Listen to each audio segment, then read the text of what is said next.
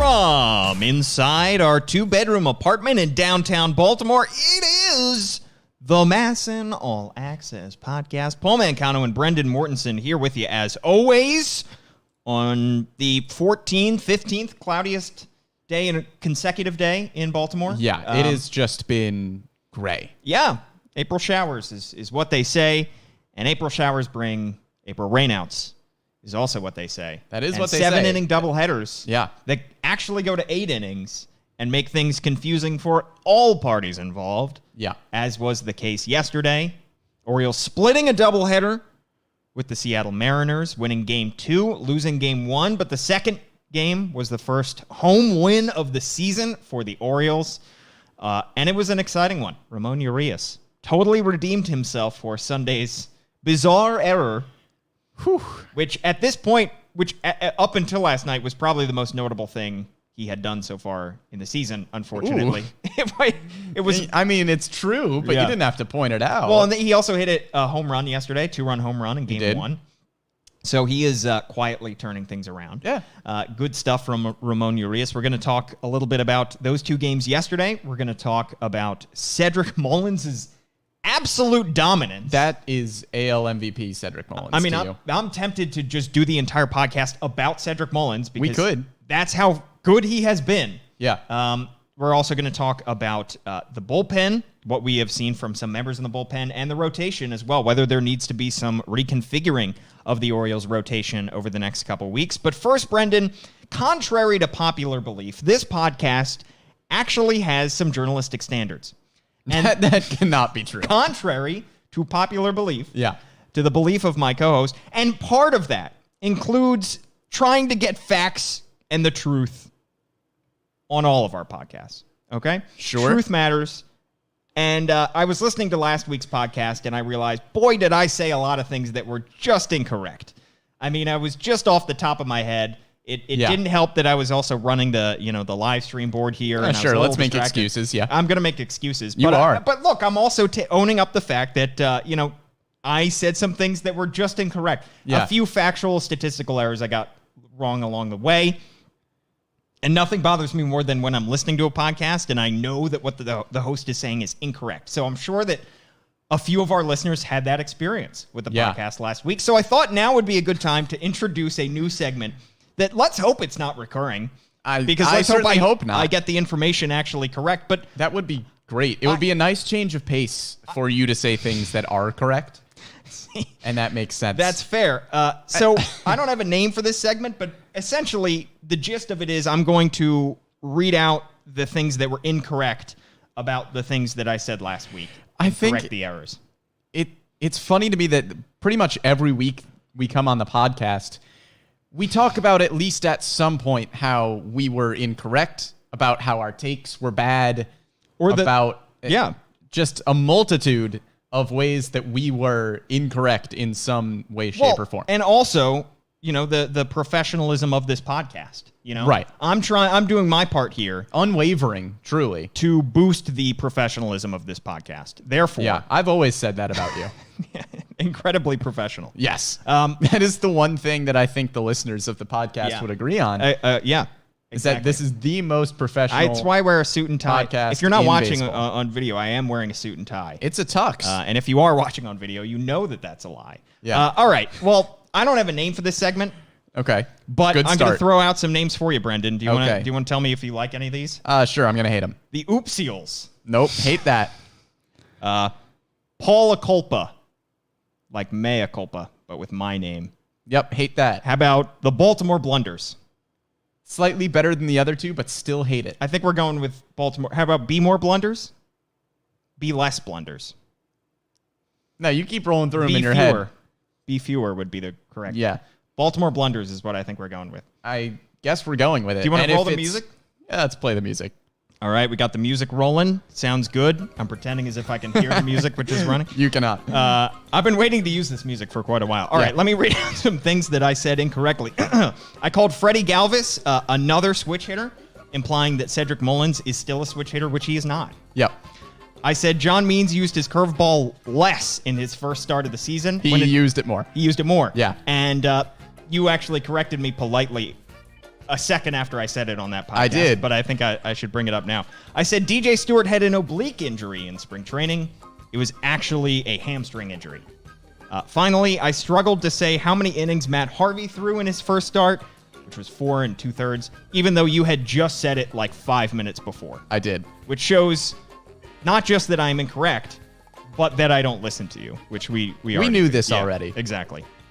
Well, Paul, that was a great segment. That wraps up our segment. This is what the people tune in for. Exactly. It is an editor's note on our last podcast. So yeah. Let's hope that... thank goodness I have never said anything incorrect on the podcast. You, the listener, can contribute to this segment by providing in our comments exactly tell all us the things that we say that are wrong. That are just blatantly wrong. Yeah. All right. Well, should we get to the podcast itself? Let's get to baseball. Yeah. All right. We got to start with Cedric Mullins. We do have right? to.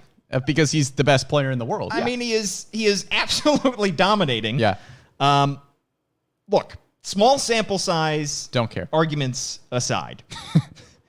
It would be one thing if we went on this podcast after 11 games and he was hitting 300 and we used that as an example to say this guy is turning the corner and, this is something he can keep up for the entire year. The thing is, Brendan, he's hitting 442. That's pretty good. That's way better than 300. Through 11 games this year, he's hitting 442.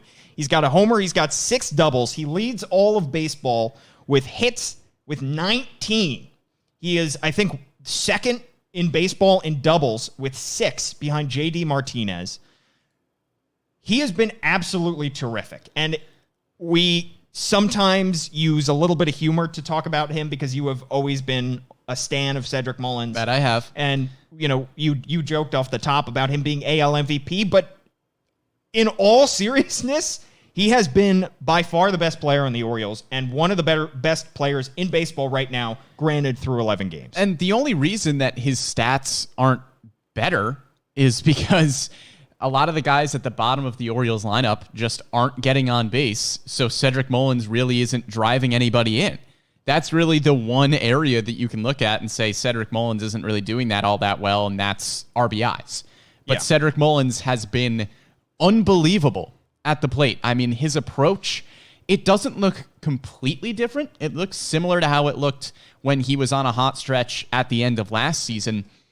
But you're almost surprised at this point when Cedric Mullins doesn't make good contact on a ball. Yeah. I mean, even yesterday, I think it was in both games of that doubleheader, even when he was making outs, they were hard hit balls. Yeah. I mean, it is rare that he goes up to the plate and does not make good contact. Yeah. He is hitting balls incredibly well. I'm just amazed by the contact rate that he has had. And the 442 average speaks to that. And it's solid contact, like we said. He's not hitting dribblers to the infield and beating a lot of these balls out. He still has that potential to drop down a bunt if he needs to beat out an infield hit. But a lot of these are balls that are hit on a rope to the outfield. He has been confident at the plate, I think you could say. I mean, I don't know if it's all that noticeable, the difference, like you said, in his approach. But the results are way, way higher than I expected them to be at this point in the season. Yeah, and he's not even bunting for base hits at this point. No. I mean, that's what he was doing last year when you were trying to get Cedric Mullins on base because obviously he's a threat on the base paths. But he's in the 58th percentile for exit velocity, according to StatCast. And for a guy that is not a power hitter to be in a decent percentile for exit velocity, that's huge. Yeah. Because he is at the top of the lineup, obviously. He's getting on base. He's hitting a lot of doubles. He's hitting ropes down the line. I mean, he has been far and away the best player on the Orioles. And what makes it so exciting, especially with Cedric Mullins, is his hitting ability is not even his best tool. It is his fielding and his speed on the base paths, like we've said. He did get caught stealing yesterday, but he's going to be a threat on the base paths all season. And his fielding is going to be above average in center field. It hasn't been perfect so far this year, and part of that, I think, is just due to the fact that it's Oriole Park, Camden Yards. They haven't played in a while. He's getting back into things. But his hitting is not his best tool. And the fact that it has developed up until this point makes him so much more of a complete player. And frankly, it puts him above a lot of the other outfield prospects that we've seen so far. I mean, Austin Hayes is still on the injured list. They're hoping they can get him back. But the more that Cedric Mullins plays like this, the more he is playing himself into a role on this team in the future. Yeah, I mean, he is solidly at this point the center fielder of the future, it looks like.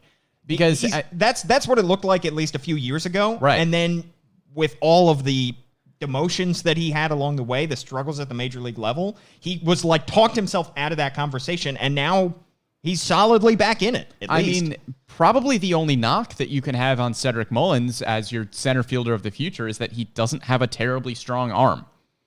That's about the only thing I can think of. He doesn't have a terribly strong arm, and he's not going to hit for a ton of power. Yeah, but his arm has also gotten better. His arm has gotten better, and you don't need him to hit for power at the top of the lineup. I mean, look at the middle of the Orioles lineup that really has not hit terribly well to start the season. They are still benefiting greatly from having Cedric Mullins get on base so often at the top of the lineup. I mean, look at Michael Franco. He doesn't have a great batting average right now, but he has 12 RBIs. Yeah. And a lot of them are Cedric Mullins. Well, and you mentioned it, but the fact that he is the one RBI is due to the fact that he's hitting leadoff. Your leadoff guy's not going to have a whole lot of RBIs, but also because Freddie Galvis is hitting ninth this season. Yeah. We're going to get into Freddie Galvis' struggles, but Freddie is hitting 162. So Freddie is not getting on base and giving Cedric Mullins a chance to drive him in. So I think that one RBI is just on that solo homer. Yeah, Freddie Galvis is hitting 162. Rio Ruiz is hitting 125. Yeah.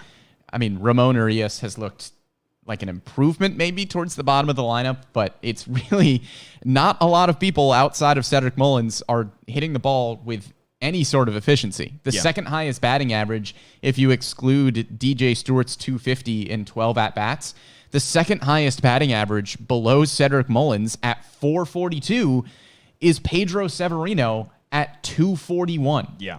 And batting average is not the end-all, be-all. No, but it's still not good. They're also not hitting a ton of homers. Right. And whether that's the D-Juice ball or whether that's just April weather, right, we don't know, or whether that's just guys getting off to slow starts. Right. And if you don't want to look at batting average, you can take a look at OPS, where Cedric Mullins has an OPS of almost 1.2, and the second highest OPS is Michael Franco at 685. Yeah. And he's also, what's even more encouraging, too, about Cedric Mullins, how he's hitting lefties. Yes. I mean, he now, again, tiny sample size, has a better batting average against left-handed pitchers right now than he does against righties, which is surprising considering throughout his career it's been the opposite, but he has been batting from the right side of the plate against lefties up until 2021. He's batting from the left side for the first time in numerous years against lefties, and he's crushing them. He's hitting, 467 in 17 plate appearances against left-handed pitchers. Yeah. That is incredibly encouraging. Yeah, and Mullins talked about it. I mean, it must be so nice to not have to focus on two hitting approaches. Two different swings. Two different swings, two different approaches at the plate. He can just focus on hitting left-handed, which maybe that was the key all along to unlocking this version of Cedric Mullins. Obviously, he's not going to hit 442 for the entire season, but even if he hits somewhere in the 300 range, that would be incredibly encouraging. Yeah, absolutely. That's all you can hope for at this point. Even with the strong finish that he had to 2020, I don't think any of us were expecting this kind of consistent play from Cedric Mullins at the plate. It has been a godsend, too, for Brandon Hyde, because I don't know where this lineup would be, what this team's record would be, honestly, without Cedric Mullins at the top of the lineup. It would not be good, considering how many things that Cedric Mullins has accounted for. I mean, he has accounted for 7 runs. He is getting most of the base hits. He's getting on base. So Cedric Mullins, we talked about it before the season, too. When you were looking at the crowded outfield picture for the Orioles, we were talking about where guys like Ryan McKenna, Yusniel Diaz might fit in. Cedric Mullins and Austin Hayes were kind of in a rotational battle for center field. We thought that Cedric Mullins might be the 4th outfielder. Yeah. If it came down to it, because you would have Austin Hayes in center, Ryan Mountcastle in left, and Anthony Santander in right, and Cedric Mullins might be the odd man out. Looks like he's pushing people to the odd man out at this point, because I don't see how you can take Cedric Mullins out of your everyday center field spot at this point. Yeah, and again, it is frustrating for Austin Hayes because his play has definitely kept him in the conversation for being a long-term fixture of this team going forward, but his injuries have really set him back. Right. Because other guys are taking advantage, like Cedric Mullins and like Ryan McKenna getting the call up. He has a chance to take advantage of his opportunity here and push Austin Hayes to the outside. I don't think I think when we see Austin Hayes and healthy on the field, like we saw in the first series of the season, like we saw last year in that second half of the season, Austin Hayes is going to keep himself in that conversation.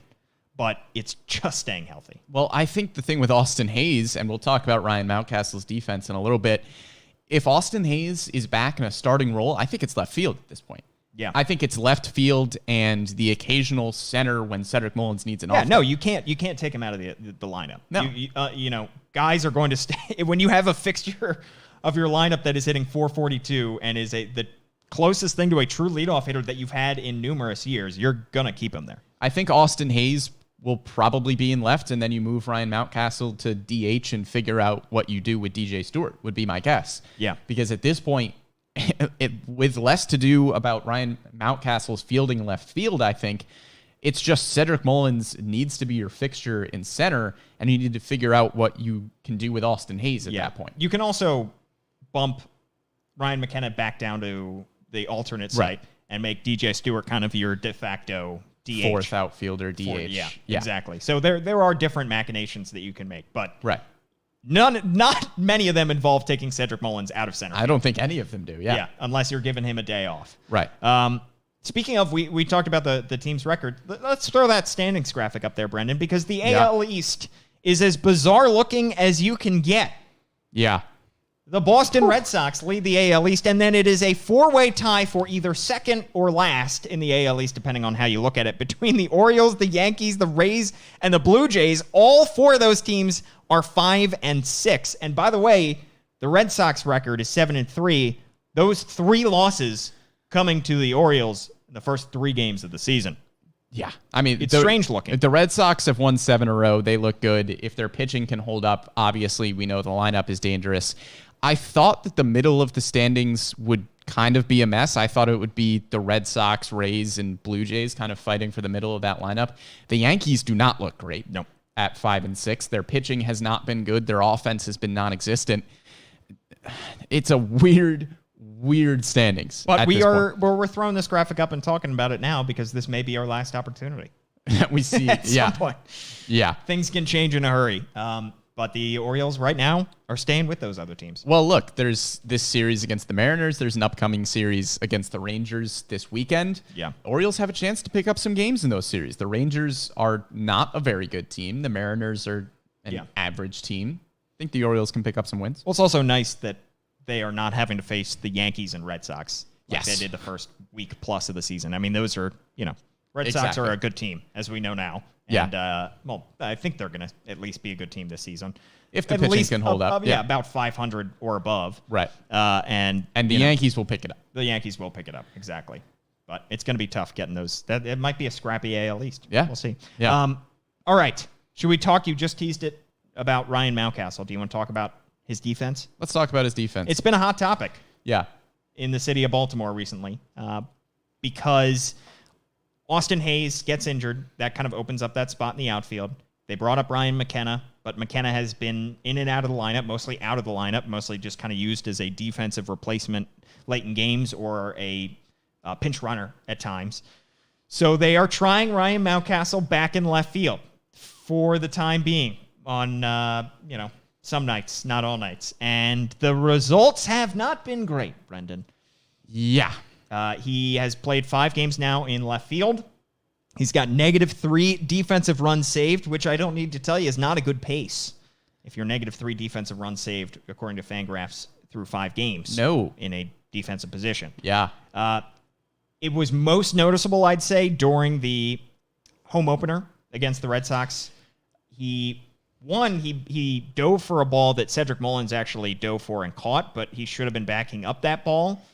Yeah, that was a very confusing play. It's a very confusing play, and it was a great diving catch by Cedric Mullins early on in that game. However, if it had gotten by Cedric Mullins, that might have been a different story. Yeah. And then later on in the game, looked like he was misjudged a fly ball in left and let it drop for a hit, and ultimately that guy came around to score.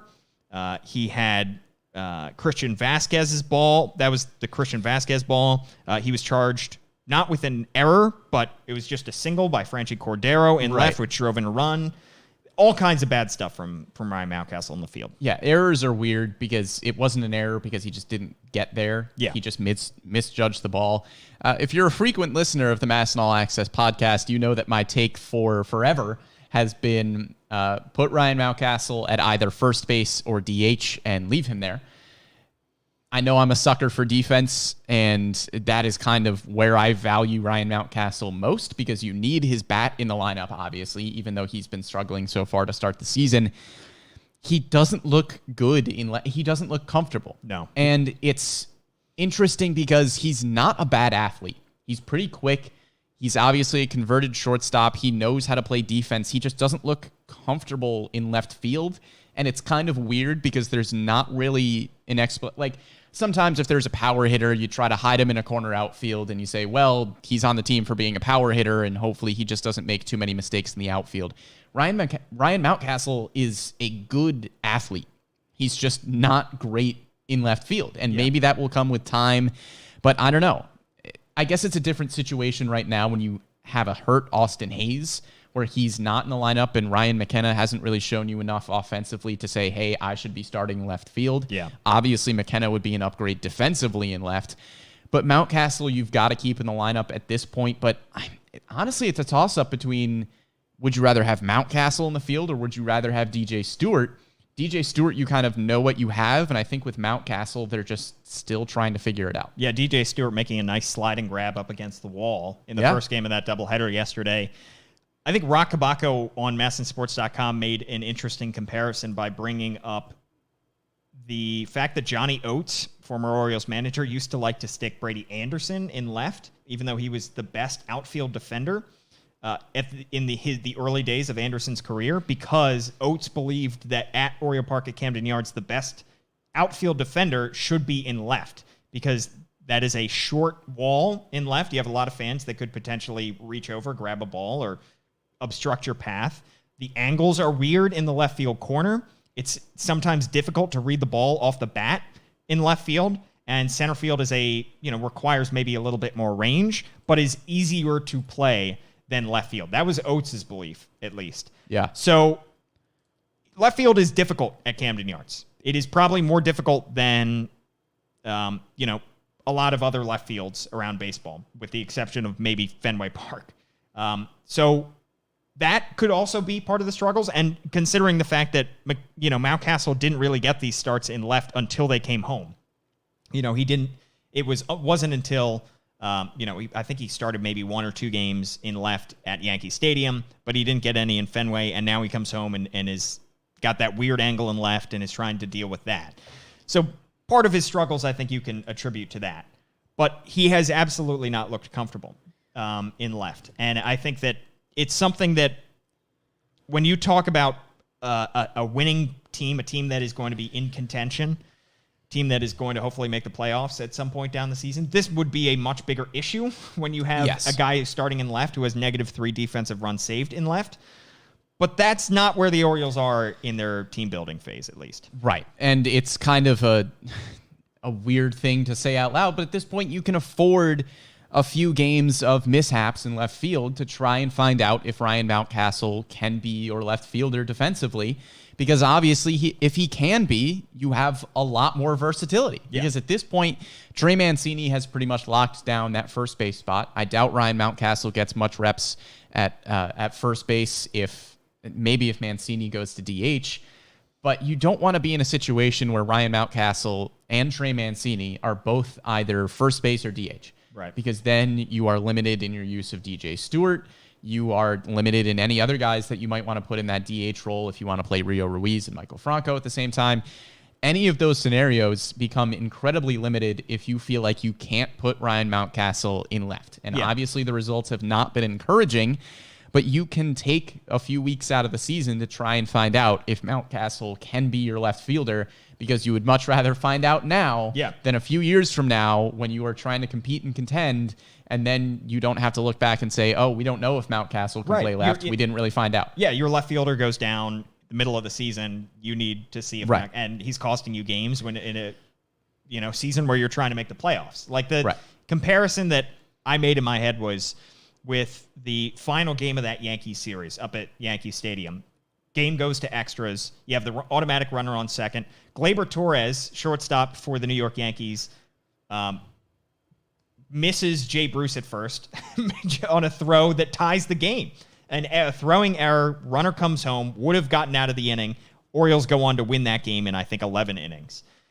That is a critical error, and you're going to see that all across the, you saw it all across like the New York Post and Daily News the next day, because that cost the Yankees the game in a season where they are trying to not only win the AL East, but maybe win 100 games, make sure that they get one of the higher seeds when it comes to the postseason so that they can get home field advantage and make a run to the World Series. The Orioles are not in that spot.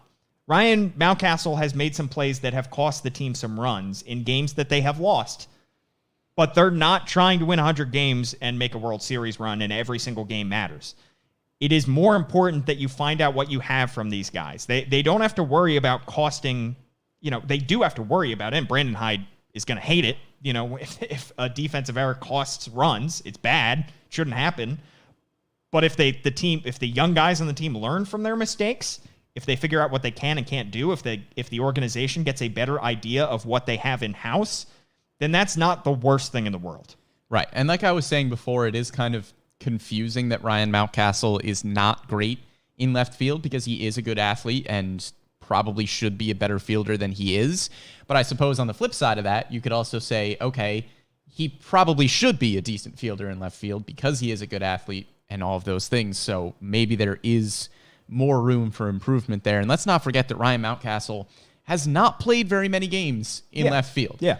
We talked about that. We will talk about that in a little bit when we talk about, their expectations, Ryan Mountcastle and Dean Kramer.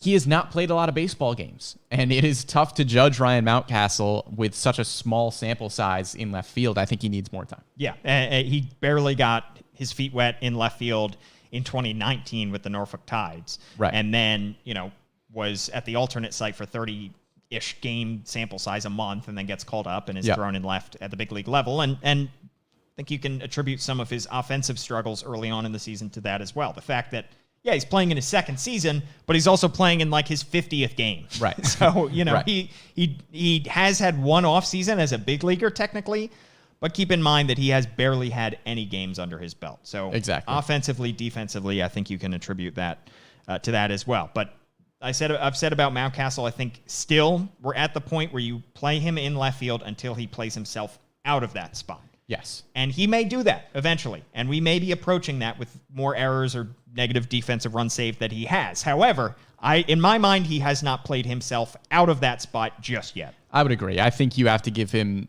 a little bit more time. I know that it's kind of frustrating to see the growing pains with Ryan Mountcastle, but he needs to be in the lineup, obviously, even though he's been struggling a little bit to start the year. Over his last 5, he's hitting .300. He's got 6 hits and 3 doubles. Yeah. So Ryan Mountcastle needs to be in your lineup.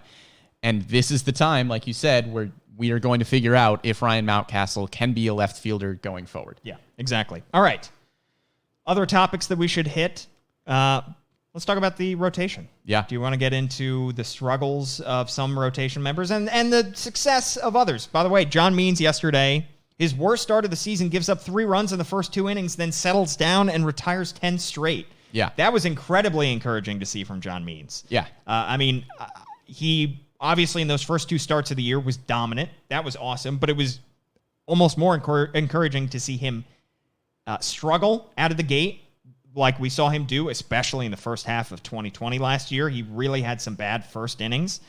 But to see him settle in and figure it out and finish with just 3 earned runs and retire 10 straight, I think is a good sign, because no pitcher is going to have his best stuff every single night. But on the nights where he didn't have his best stuff, for him to not have a total implosion and leave it up to the bullpen to clean up a huge mess, I think is actually a step forward. Yeah, and John Means, like you said, did not have his best stuff. He settled in after the first few innings, and it's the off-speed stuff that worked, and that's how he was able to settle in. When the changeup and slider are working for John Means, it makes his fastball approximately 1 million times more effective. And it kind of seems like this is what we should come to expect from John Means. I mean, he's not going to give up a lot of runs, it looks like. He's striking people out. He's got 14 strikeouts in 16 2/3 innings pitched so far. John Means is pretty solidly I think honestly one of the better pitchers in the American League. There aren't a ton of great pitchers in the AL right now, so that doesn't, that's not a huge bar to cross, but John Means has looked fantastic so far. Yeah. The rest of the starting pitching rotation, not as good. Yeah. Not as good. Especially Jorge Lopez. I think his struggles have been very frustrating. Yes. Because this is a guy that earlier on in middle of spring training, we were saying we don't really see a spot for Jorge Lopez on this team. And we didn't really understand him making the rotation.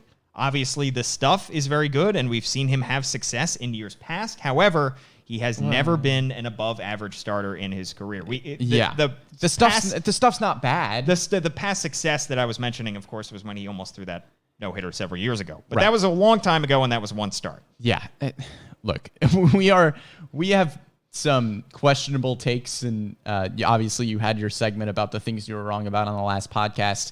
We have been pretty adamant for a while that we didn't really get the Jorge Lopez experiment. Yeah. I don't know how many more starts Brandon Hyde is going to give Jorge Lopez.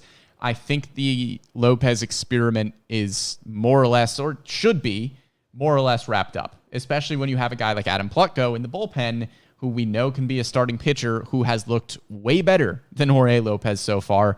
Lopez, 8 2/3 innings, 11 earned runs. That's good for an 11.42 ERA. Yeah. 9 strikeouts and 4 walks. And Plutko gave up his first runs of the season last night, 2 earned in 8 1/3. Yeah. And it is different, obviously, being a long man out of the bullpen like Plutko has been and starting games because teams are going to be more prepared facing your starter most often. So, Plutko does have that advantage. Kept in probably a little bit too long last night and gives up that game-tying homer in the 7th inning yesterday. But before that, he had not given up any earned runs, as you mentioned, Brendan. Yeah. And I think when Mike Elias traded for Adam Plutko, this probably was the plan all along. He had not gone more than 2 innings in an outing during spring training, so they were not comfortable starting him right out of the gate. And, of course, they traded for him very late in spring training, like less than a week before the season started.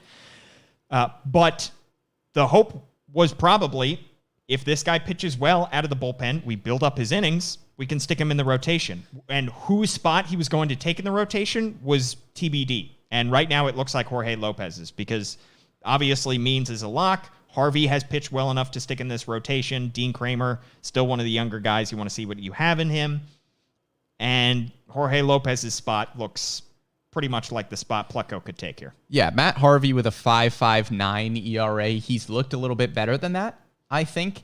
And even if Matt Harvey's ERA ends up somewhere in the mid to high 4s, you're not looking for a ton out of Matt Harvey. That is decent number 4, number 5 in the starting rotation at this point. Bruce Zimmerman has looked good, 12 innings, 6 earned. Again, I think he's looked a little bit better. Quality starts. I think he's looked a little bit better than a 4.5 ERA, I would say. So I think those two are pretty solid behind John Means.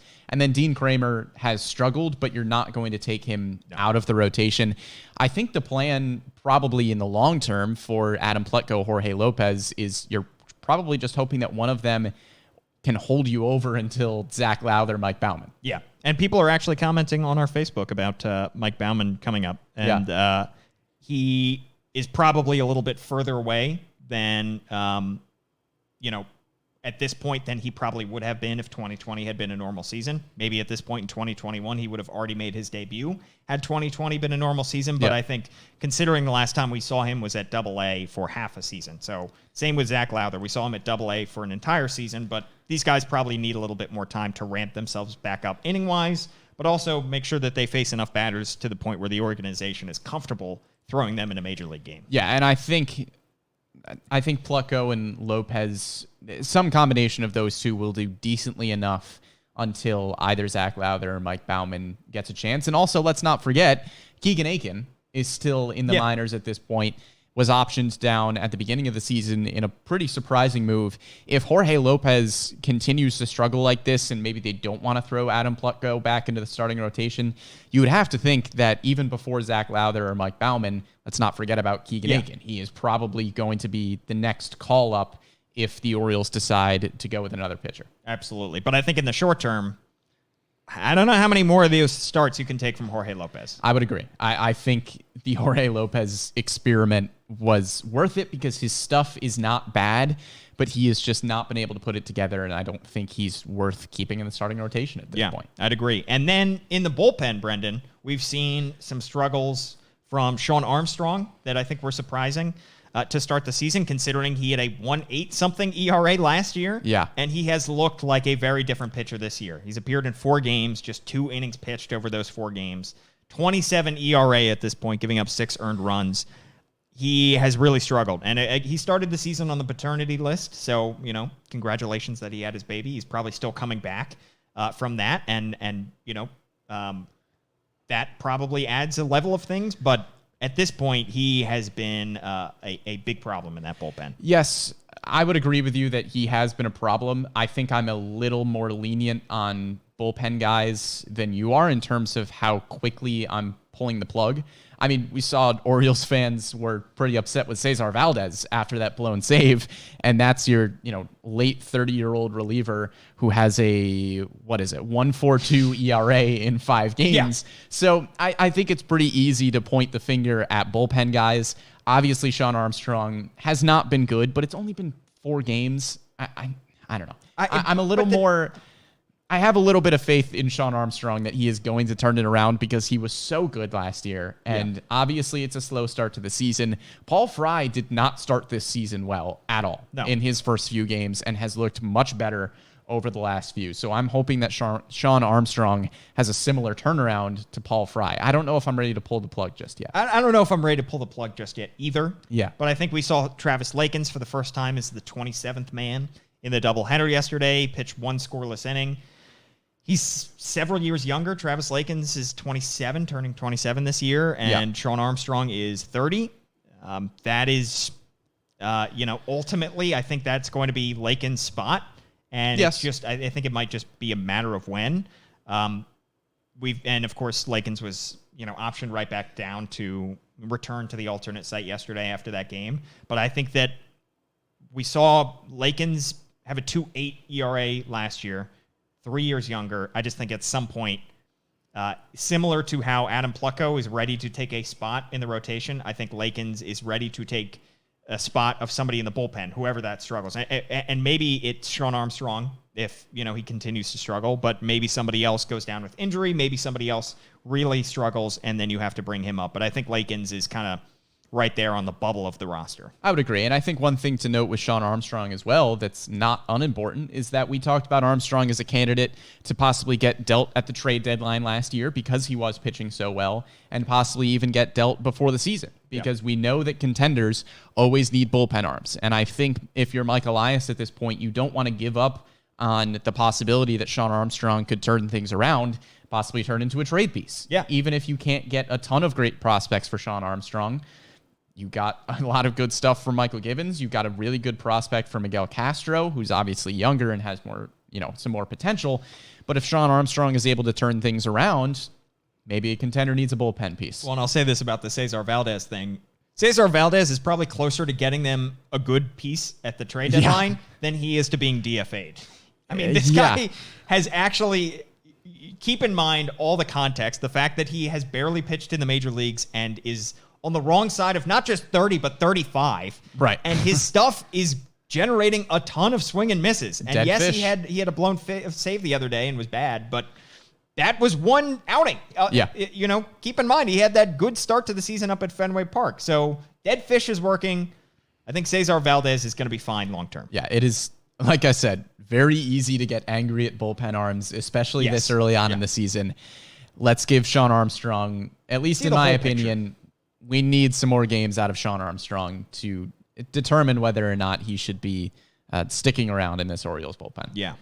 One more thing I do want to touch on is Trey Mancini. Yeah. Because it has been unfortunate, the results that we have seen. He had the back-to-back games with homers over the weekend, but for the most part, mostly struggles. I think, what is he hitting now? 159 to 159. So not great. And that is frustrating to no one more than it is frustrating to Trey Mancini. Yes. And it is really obvious that Trey Mancini is incredibly frustrated with himself Yeah. over how he has been hitting. He's getting unlucky on a lot of balls, too. I mean, he has hit some balls with great exit velocity that are just getting hit right at people. His expected batting average, I'm not sure what it is off the top of my head. It is probably much higher than 159. But nobody is harder on Trey Mancini than Trey Mancini. Yeah. And I think, I've said this. I'm sure a lot of Orioles fans would say the same thing. I think Trey Mancini is probably the only one who expected him to come back and be the exact same 2019 Trey Mancini that we saw that was one of the better hitters in the American League. Obviously, we were all hopeful, and I think Trey Mancini certainly still has that capability. I'm certainly not going to write him off after the first 11 games of the season, but just the fact that Trey Mancini is back playing baseball is incredible. Yeah. And we are, it's so fun to watch Trey Mancini back in an Orioles uniform, actually playing baseball. And the fact that he is hitting 159, yes, it's a little bit discouraging, but I think it's way more discouraging for Trey Mancini than it is for anybody else, because obviously he holds himself to such a high expectation, but I don't think anybody was really holding him to that expectation, especially so early on in the season. Yeah, if you read that Dan Connolly Athletic article during spring training about Trey Mancini's road to recovery, he told some stories from his minor league days when Trey Mancini punched the ceiling or the roof of his car so hard that he broke the mirror after a minor league game, that he chucked his bat into the woods, I think after a Delmarva game. He has a history of being incredibly hard on himself. Yeah. And you do see the frustration from him after a strikeout in the dugout. And Kevin Brown, I think, put it well on the broadcast yesterday, where he said the entire world is rooting for Trey Mancini, and we're just happy to see him back on the field. Yep. And, all the sample size arguments that we used to early on in the podcast about Cedric Mullins and others, the same applies here. It is still a tiny sample size for Trey Mancini. And also a guy that, like most power hitters, has proven to be pretty streaky in his career. His home runs tend to come in bunches for Trey Mancini. We've seen, uneven starts. We've seen stretches of a couple months at a time where he has looked very bad, and a couple months where he's looked like the best hitter in baseball. So I expect it to turn around at some point for Trey Mancini, but even if it doesn't, it is still a win for him to be back on the field. And that's the best part of this, honestly, best storyline of the entire season. Yeah, well, and he's also tied for the team lead in home runs because he has 2, and Anthony Santander has 2. He has not been the worst hitter in the lineup by any stretch, I don't think. I think you could argue that Freddie Galvis, Rio Ruiz have been worse in that lineup than Trey Mancini has been, and we know that Mancini is going to pick it up. Yeah, and you mentioned the expected stats from him from StatCast. Yeah. Slightly below average for average exit velocity, 41st percentile. Expected weighted on base percentage, slightly below average, but hard hit percentage is 61%. Expecting batting average is slightly below average, above average expected slugging. So all this to say, the counting stats will eventually catch up to these, and he will prove to be at least a league average power hitter at some point during the season, and he is getting a little bit unlucky. Yes, he is getting, I would say, very unlucky, because we have seen a lot of hard hit balls by Trey Mancini that just go to the wrong place. Yeah. And I think as the season goes on and Trey Mancini gets more comfortable with being back in the swing of things, he is going to improve. And he is going to, it's going to help the Orioles lineup as a whole as well, because the middle of the Orioles lineup as a whole has not been fantastic. And I think once one of those guys starts to pick it up, we're seeing it with Ryan Mountcastle a little bit, the rest of the Orioles lineup will pick it up. Absolutely. Absolutely, Brendan. Anything else you want to touch on? I just want to shout out. Touch on anything? I don't know. No, I just want to shout out Wesley for saying you guys don't know what you're talking about. Thank you. Yes, we also agree. We don't know what we're talking about. We'll be the first to say that. Join the club. Anything else? I think we just about nailed everything. I think we did. And the great part about these podcasts, Brendan, is that in 7 hours, it's totally irrelevant. All the stats that we just threw out there, all will be outdated. Probably. It's great. We'll come on next week. Because there are games every night. Yeah, we will have that unnamed Paul Mancano segment where he tells us all of the things that were incorrect from this time that we said. Yeah. Feel free to contribute to that, by the way, Brendan. If there's know. anything you think you said incorrectly, I'm not going to throw you under the bus. I can't imagine I did. According according to Wesley, maybe I did. Yeah, there's probably some things in there. I think we should finally get Melanie Newman on the podcast. We've been delaying it for far too long. Yeah. We've had her on the podcast before, but I think we need her on to talk coffee. Yeah. And as someone who does not drink coffee, Yeah. I'm at a severe disadvantage Yeah. if we do this fantasy draft. Well, they have La Colombe, those little That's a thing lattes you made up. in the press box now, and they are delicious. And it is huge news for not only Melanie Newman, but all the members of the Orioles press corps. Except for me. Except for you. Yeah. Because you're not going to enjoy Yeah. that. Let us know what we've said incorrectly, but also let us know if you have nice things to say about us in the comments. And, Please. of course, rate, review, subscribe, all that good stuff. At Brendan Morty is Brendan's Twitter handle. That's I'm me. at Paul Mancano. Thanks, of course, to Hannah Broder behind the scenes, as always. We will be back in a week. Talk more Orioles baseball. Hopefully have Melanie Newman on. I should probably text her. You probably should. Yeah. Yeah, sounds good. Thanks so much for tuning in, everybody, and we'll see you next time.